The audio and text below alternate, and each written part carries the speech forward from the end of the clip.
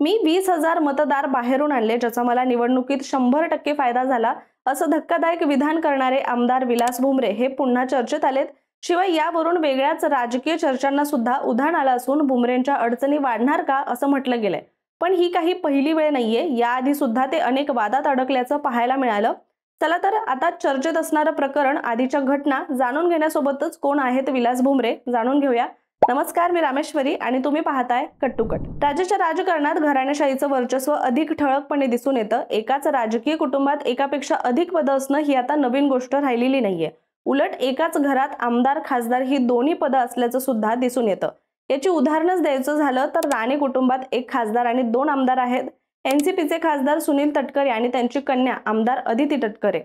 दानवे कुटुंबात भाऊ बहीण राजकारणात सक्रिय असून एक खासदार आणि एक आमदार आहे। एकनाथ शिंदे आणि त्यांचा मुलगा श्रीकांत शिंदे। नंतर पवार घराण्यात सुद्धा खासदार सुप्रिया सुळे, उपमुख्यमंत्री अजित पवार आणि आमदार रोहित पवार, म्हणजेच एकाच घरात दोन आमदार आणि एक खासदार आहे। आणि याच यादीतील नावांपैकी एक म्हणजे भुमरे बापबेटे। शिवसेना शिंदे गटाचे छत्रपती संभाजीनगरचे खासदार संदीपान भुमरे आणि त्यांचे सुपुत्र विलास भुमरे, जे यंदा पैठण विधानसभा मतदारसंघातून आमदार म्हणून निवडून आलेत। त्यामुळे भुमरे कुटुंबातही एकाच घरात खासदार आणि आमदार ही पदं पाहायला मिळाली। यात आता पैठण मतदारसंघातून सलग 5 वेळा विजयी झालेले खासदार संदीपान भुमरे यांचे सुपुत्र सध्या वादाच्या भोवऱ्यात अडकलेत। यापूर्वी सुद्धा त्यांचं नाव अनेक वेळा समोर आलं होतं। सुरुवातीला त्यांच्या आत्ताच्या प्रकरणावर बोलू तर नेमकं झालं असं की छत्रपती संभाजीनगर इथल्या शिवसेनेच्या मेळाव्यात उपमुख्यमंत्री एकनाथ शिंदे यांच्यासह मंत्री संजय शिरसाट देखील उपस्थित होते। यावेळी सभेत बोलताना पैठणचे शिवसेनेचे आमदार विलास भुमरे यांनी धक्कादायक वक्तव्य केलं। त्यावर तेव्हा व्यासपीठावरील संदीपान भुमरे, एकनाथ शिंदे आणि संजय शिरसाट हे तिघही हसत होते। पण ते ऐकताच एकनाथ शिंदेंनी त्यांना इशारा केला आणि भुमरेंनी आपल्या वाक्याची सावरासावर केली। भुमरे आधी म्हणाले की विधानसभा निवडणुकीत 20,000 मतदार बाहेरून आणले, त्याचा मला विधानसभा निवडणुकीत 100% फायदा झाला। नंतर शिंदेने इशारा केल्यावर ते म्हणाले की माझ्या मतदारसंघातील 20,000 मतदान हे बाहेर स्थलांतरित झाले होते आणि त्या लोकांना मी मतदानाच्या दिवशी घेऊन आलो, त्याचा मला निवडणुकीत फायदा झाला। पण विलास भुमरे यांच्या या वक्तव्यानंतर अनेकांच्या भुवया उंचावल्या, शिवाय अनेक चर्चा सुद्धा रंगू लागल्या आणि अनेकांना राहुल गांधी यांनी केलेल्या मतचोरीच्या आरोपांची सुद्धा आठवण झाली। मात्र याबद्दल एकनाथ शिंदे यांना प्रश्न विचारण्यात आल्यानंतर त्यांचा काहीसा चिडलेला सूर वाटला आणि ते म्हणाले की विलास भुमरे यांनी 1 लाखाची मदत शेतकरी आत्महत्याला दिलीये, ती बातमी लावा। 20,000 मतदारांचा त्यांनी खुलासा देखील केलाय। त्यांच्या मतदारसंघाच्या बाहेर जी नावं गेलेली आहेत त्यांनी ती आणली, चांगली बातमी तुम्ही दाखवत नाही, असं शिंदेंनी म्हटलं होतं। आता एकदा त्यांच्या या पूर्वीच्या वादांवर सुद्धा नजर टाकूया। सलग 5 वेळा आमदार राहिलेले संदीपान भुमरे यांची पकड यापूर्वीपासूनच पैठण मतदारसंघात मजबूत होती। म्हणजे इतकं की त्यांना मतदारसंघातील प्रमुख कार्यकर्त्यांचे फोन नंबर सुद्धा तोंडपाठ असायचे। निवडणुकीच्या काळात लागणारी सगळी तयारी ते स्वतः करत आणि कार्यकर्त्यांवर त्याचा चांगलाच प्रभाव होता। याशिवाय संदीपान भुमरे हे एकनाथ शिंदे यांच्या जवळचे देखील मानले जातात आणि त्यामुळे आपल्या मुलाला उमेदवारी मिळावी यासाठी त्यांनी प्रयत्न सुरू केले होते। लोकसभा निवडणुकीच्या आधीपासूनच त्यांनी विलास भुमरे यांचं नाव संभाजीनगर शहरात चर्चेत राहावं यासाठी जाणीवपूर्वक वातावरण तयार केलं होतं।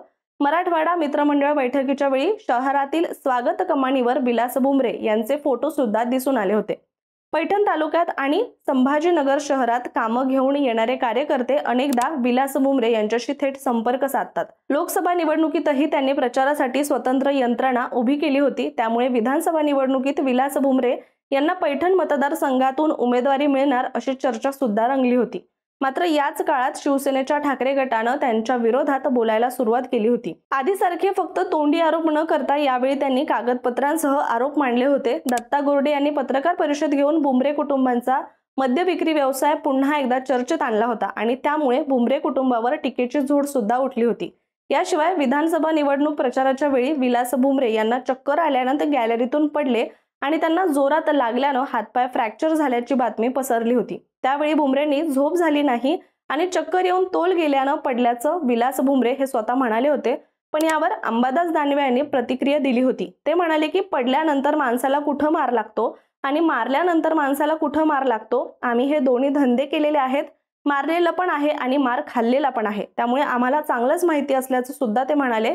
शिवाय भोसले नावाच्या कार्यकर्त्याचं नाव घेत विलास भुमरेला त्याने चांगलंच मारल्याचं अंबादास दानवे म्हणाले होते। शिवाय नुकत्याच झालेल्या छत्रपती संभाजीनगरच्या मेळाव्यात संदीपान भुमरेंनी उद्धव ठाकरेंचा हंबरडा मोर्चा हे राजकारण आहे असं म्हणत टीका केली होती, ज्यावर अंबादास दानवे यांनी सडेतोड उत्तर दिलं आणि म्हणाले की 2019 पर्यंत आपण जो निवडणूक उमेदवारी अर्ज भरून आमदार झाला त्या फॉर्मवर उद्धव ठाकरे साहेबांची सही होती। आपले सुपुत्र जिल्हा परिषद सदस्य सभापती झाले ते उद्धव ठाकरे यांच्याच पक्षाकडून झाले होते। आपल्या स्लीप बॉय ते मद्य विक्री सम्राट हा प्रवास सर्वश्रुत आहे, कशाला अधिक बोलायला लावता असं दानवे म्हणाले होते। याशिवाय याआधी विलास भुमरे चर्चेत आले ते म्हणजे त्यांच्या ड्रायव्हरला मिळालेल्या तब्बल 150 कोटी रुपयांच्या जमीन प्रकरणामुळे, ज्यामुळे राजकारण चांगलंच तापलं होतं। खासदार आणि आमदाराच्या ड्रायव्हरला इतक्या मोठ्या रकमेची जमीन त्याच्या नावावर का नोंदणीकृत झाली असेल असे प्रश्न उपस्थित करण्यात आले होते। चालक जावेद रसूल शेख गेल्या 13 वर्षांपासून खासदार संदीपान भुमरे आणि त्यांचा मुलगा विलास भुमरे यांची गाडी चालवत होता, पण या प्रकरणात भुमरे बापलेकाचं नाव जोडलं जात असल्यामुळे विलास भुमरेंनी प्रतिक्रिया देत म्हटलं होतं की हे प्रकरण ड्रायव्हरशी संबंधित आहे। आर्थिक गुन्हे शाखेच्या पथकानं माझीही चौकशी केली आहे। जावेद आमचा ड्रायव्हर असला तरी त्याच्याशी संबंधित सर्व गोष्टींवर आमचे नियंत्रण नाही अशा शब्दात आपली भूमिका त्यांनी स्पष्ट केली होती। आता सतत वादाच्या भोवऱ्यात असणारे विलास भुमरे यांच्याविषयी थोडक्यात जाणून घेऊया।